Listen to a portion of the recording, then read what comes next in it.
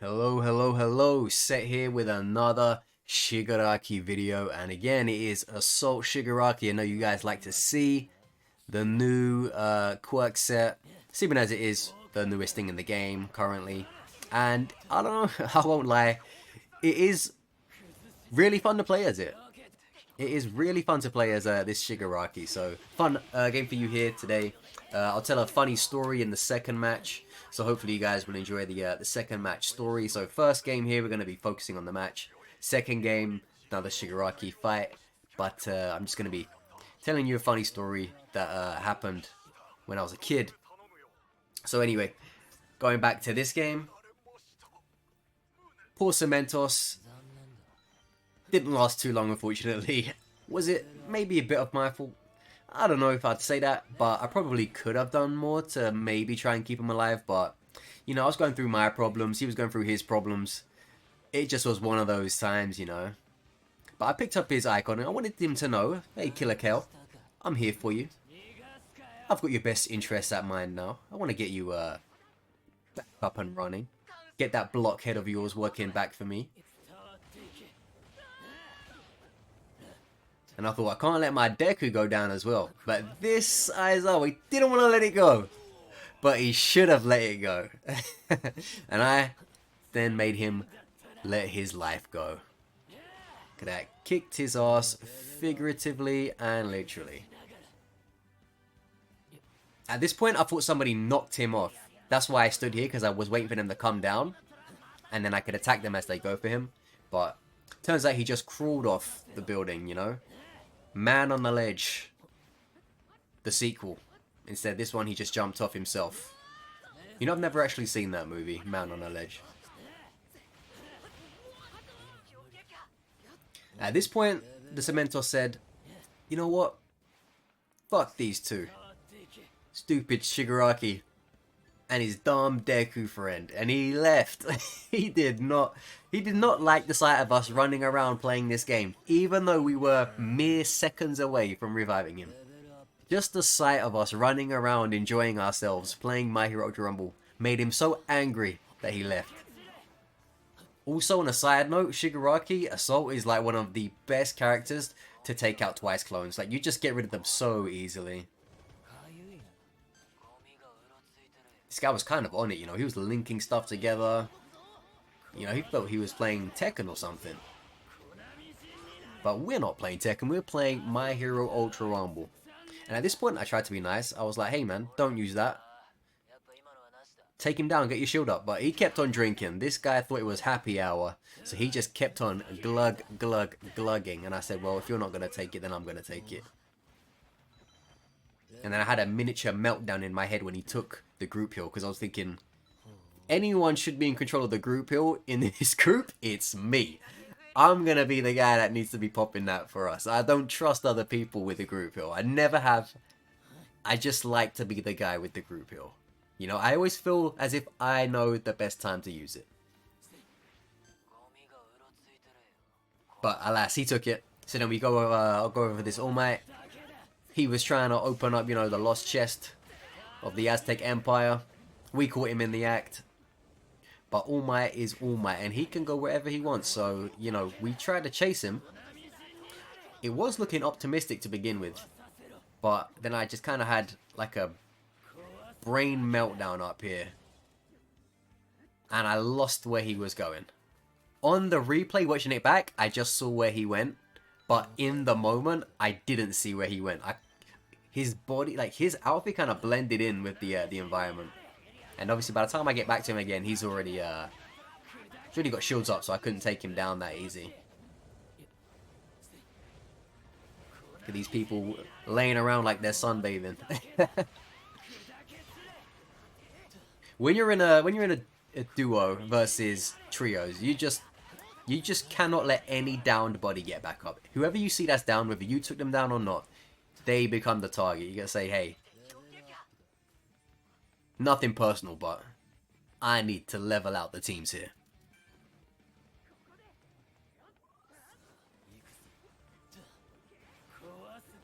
But yeah, man, look at us. The main hero and the main villain working together. The Defoxy Browse Deku. Just a random guy. Just a random guy. But here he is. Working with me. We both know the drill. We've never exchanged a single word, but we both know what's up here.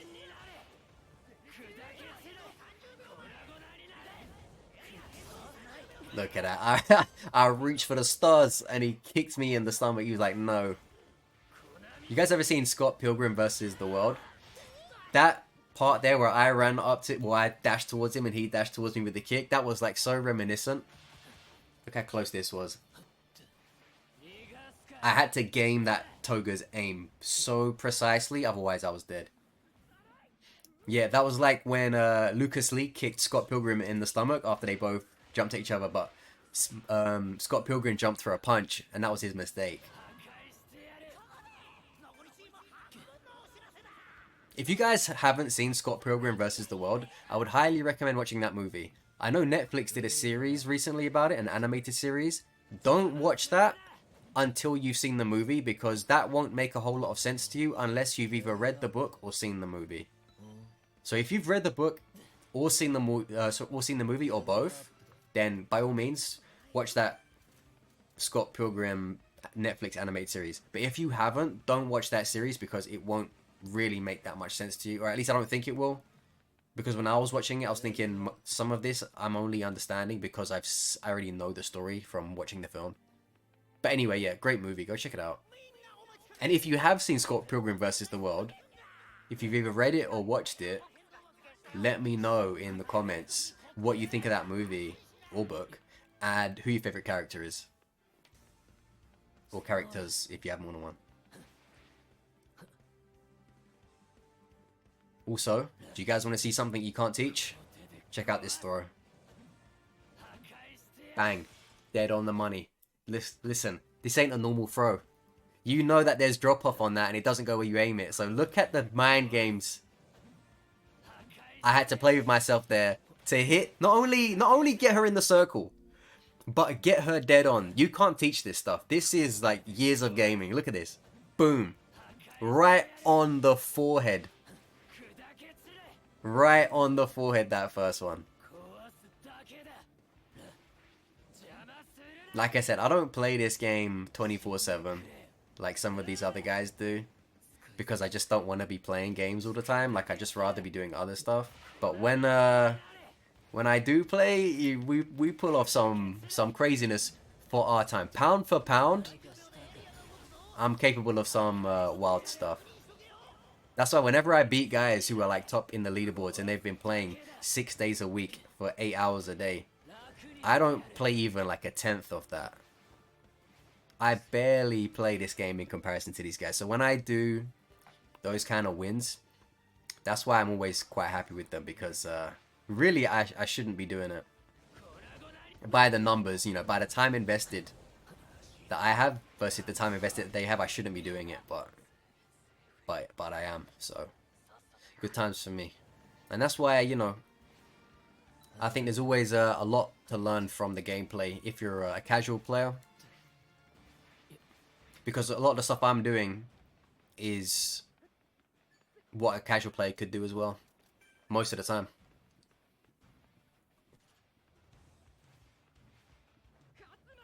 Because I don't have necessarily, you know, godlike reflexes. I don't. And I don't have, you know, impeccable aim. I have good aim, but I don't have impeccable aim. So a lot of the stuff I do is just decision making. And decision making, mind games, and positioning.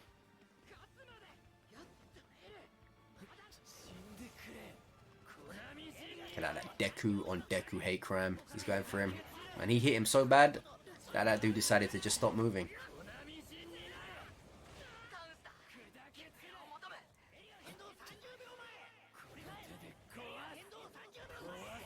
Look at that. Whenever your teammate goes down, even though, you know, it's not like the nicest thing in the world to say, they do kind of become bait. You know, because people are going to want to go over there and try to get something off them. That Toga wanted to go up to him and get his blood. And because of that, I was able to do damage to her. I think this is the second time I've got him up. No, not got him up, but, you know, I've Yeah, this is the second time this match where I've allowed him to get up. Not by a traditional revive, but just by pressuring everyone else around him that was trying to get him down. I've said this before in another video in the past, but, you know, just so you guys hear it again. You don't always have to revive someone by running up to them and pressing circle or using one of the special actions if that's not available to you. Sometimes just making it so hard to hit that person by pressuring everyone that's trying to get to him can be a way to revive that person. It's just an indirect revive, you know. If you can, like, if it's possible for you to apply the pressure on those around him who want to take him out until his timer allows him to stand back up, that's a very viable way to get someone up.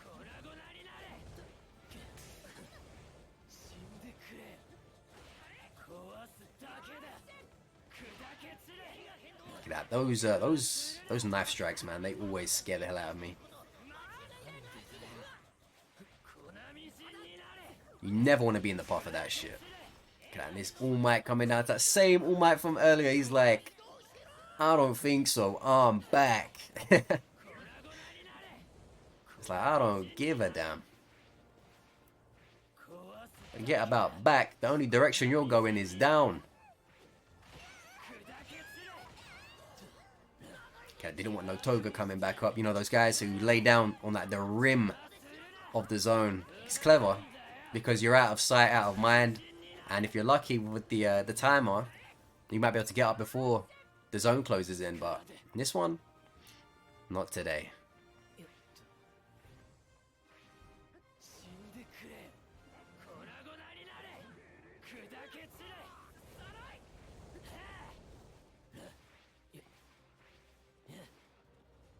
Look at a guy climbing skyscrapers up there.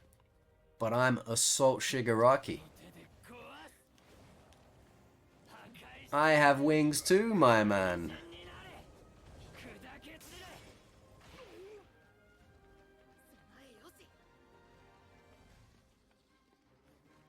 Sayonara.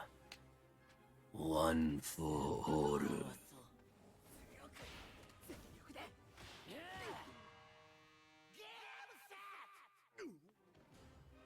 Alright, hopefully you guys enjoyed that game. The DEKU Shigaraki team up.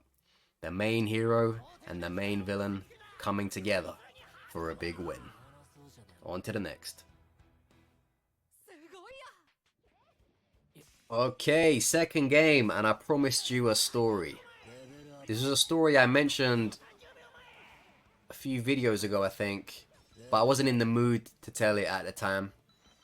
But now I'm in the mood to tell it. So, this story happened when I was maybe about somewhere between the ages of something like 6, 7, 8 years old. One of those ages, you know. So very, very young. Very, very young. I can't exactly, it was so long ago, I can't exactly tell you the specifics of what led up to this moment. I can only remember the moment itself, because that was what is so memorable and imprinted upon my mind. So the story is, I had a neighbor, let's call him Billy, and he was about 1 or 2 years younger than me. So if I was 8, he would have been like 6 or 7. If I was 9, he would have been like 7 or 8.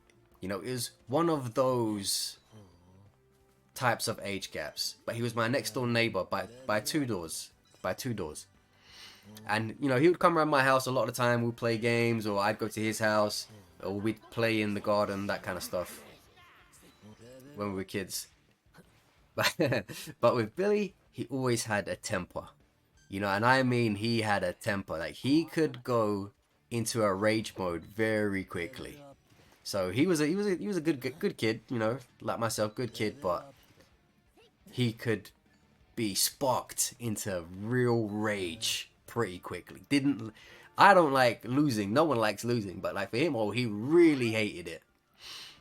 And if you were to anger him when he was in a state of losing, it would be like combining, you know, fire and gas. It would just go whoosh, you know, it would just go up. So again, I can't remember the lead up to it because it really was that long ago. But but I was sitting in my bedroom. So now we're in my house. I'm in my bedroom. Bill has been around my house for maybe 1 or 2 hours at this point. I'm sitting at my computer desk. So I have I'm sitting on my computer chair. You know, it's one of those swivelly chairs. I'm sitting on my computer chair with my face towards the desktop because I've been on the computer. Beside me is my bed, and sitting on my bed right next to me is Bill. Now again, I want to reiterate, I can't remember what we got into, but he was so angry. I said something to him, you know, 8-year-old, 9-year-old, whatever it was, me. I said something to him, and it was just after I think I beat him at a game on DS. Like, we were both playing on our DS's. It was Mario Kart. I'm like 85% sure it was Mario Kart. So I can't remember what it was. I think I beat him at a match or something. Maybe I've been beating him over and over again, or maybe he did something and I commented on it. I can't remember what it was, but I made a comment, and then I turned back to my desktop. So I'm facing towards the computer and I'm on it. And whatever I said made him so angry that he sat next to me looking towards me. So he was facing me and I was facing my computer. And I could just see in the corner of my eye, he was starting to shake. And I'm hearing like this sniffling. So whatever, again, this is more than 20 years ago. I can't remember what I said or what was going on between us in the conversation or the moment. But he was so angry that he was trembling with anger. And I could see it out of the corner of my eye. And he is right next to me. I mean, if I put my arm out to the left, before my arm would even straighten, I would touch his chest with my hand. That's how close he was. Just to give you guys, I'm trying to set the scene for you guys. That's how close he was to me. And this is in my bedroom. So I'm sitting there. And then he stands up. So I'm looking towards my computer screen with one hand on the keyboard, one hand on the mouse. And I just see him stand up beside me. Now remember, he was on my bed and my desktop is against the wall. So to my right, my immediate right is a wall. In front of me is my desktop computer. To the left of me is the bed and Bill. So I'm just letting you guys know, I have no exit here. I'm like boxed in this position. Sitting on my computer chair. So he stands up beside me. And because I know how annoyed he was, how angry he was from seeing out the corner of my eye his body language, I've looked to the left. And as I've looked to the left, he's like got his fist clenched. I look up at him and I'm just like confused for a second. So I go, Bill? You know, I just say his name with like an obvious question mark at the end. Bill?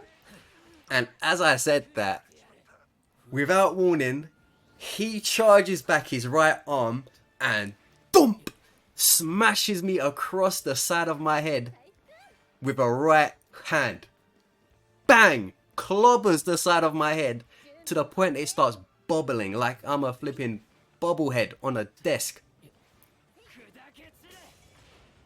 And I'm not gonna lie to you, for a second I was sat there confused. He just punched me across the head in my own bedroom. I'm sitting down. I've been walloped across the head like I'm a fucking training dummy. I'm in Google search mode. I've still got my hand on the bloody keyboard. He's in combat mode. And I just took that first hit. Boom. And then as I took the first hit, I slowly swiveled, because it was a computer chair. I swiveled towards him and he's standing right in front of me. So like my head is level with like, you know, his stomach and chest. Boom! Left hand across my head this time. I've taken one right hand to the head and now I've taken a left hand to the head. I've been rocked twice. And I'm sitting there and then I go, Bill, stop! And then I bring my hands up, my arms up to my head. So I've got my arms in front of my face. And he starts wailing on my head and my arms. So I'm getting swung on left and right. Boom, boom, boom. I'm going left and right. I'm trying to use my forearms to cover the side of my head.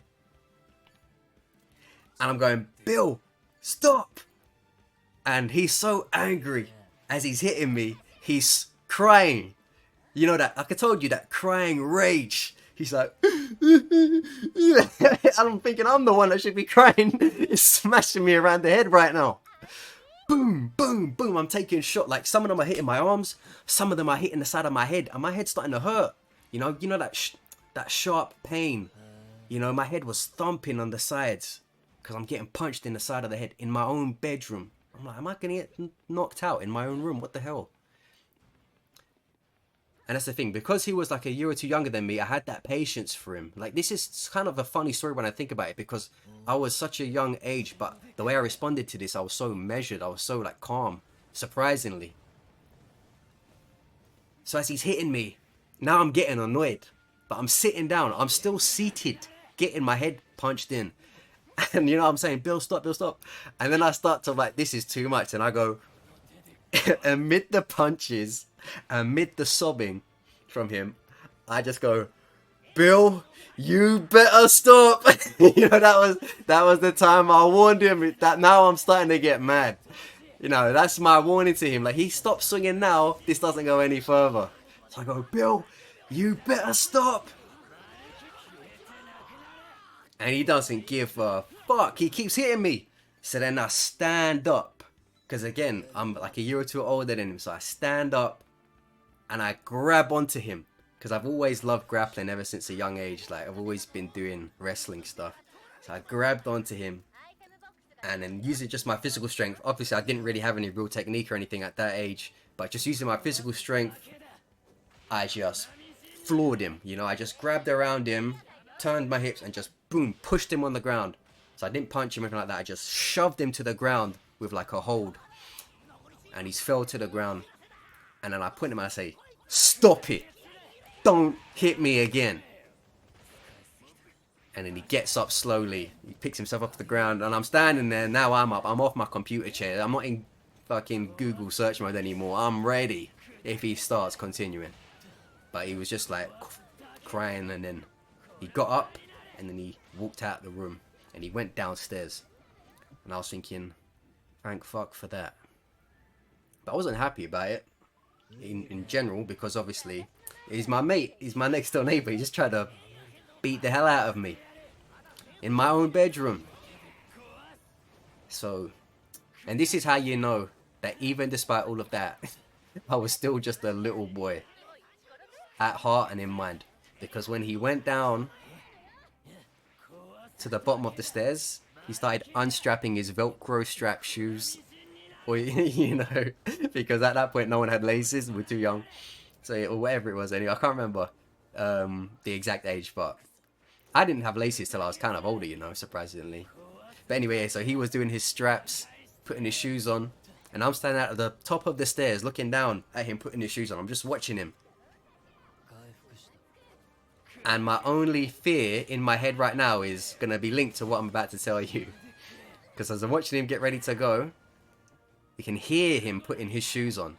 My mum is in the living room, you know, the lounge, and she goes, she can't see him, but she's like in the lounge. You can just hear him putting his shoes on, and he hasn't been here that long. So she goes, Bill? Is that you out there? Are you going home? And he just went, yeah, you know. And I'm worried I'm going to get in trouble now with my mum, because if she finds out what's happened, I'm going to be the one in trouble. This is the main thing I'm worried about right now. Getting in trouble with my mum. So he goes, yeah. And then he opens the door and he closes the door. And as he closes the door, she's not like sure if he's still here or not. So she goes, Bill, she's shouting out to him, are you okay? And obviously he's gone. So from the top of the stairs, I just go, he's okay. Just to try and cover my back. He's okay. And then I went back into my room. And I never got in trouble for it. My mum never found out. By the end of the week, I was friends again with Bill. And we were playing games, going to the park together, all that stuff again. Like nothing happened. You know how it is when you're kids with your friends that live around you. So yeah, that was it. Pretty funny time, pretty funny memory, but yeah, I'll never forget that. Like, I'm annoyed that I can't remember what exactly happened to cause that. But again, it was over 20 years ago. I couldn't possibly remember what caused that, but I will never forget sitting in my room and all of a sudden I'm just getting haymakers thrown at my head. That was an experience. I'm telling you, that was so strange. That's why I can never forget that story. But yeah, sadly I just can't remember the lead up to it. But yeah, so there you have it. That's the story of when someone tried to beat me up in my own bedroom. Good times. Funny story. Like I said, the worst times make for the funniest stories later on in life. Or at least after the fact. But yeah, there you have it. Hopefully you guys enjoyed the video, the matches, the story, and whatever else it is you guys come here for. Thanks for watching. See you on the next one.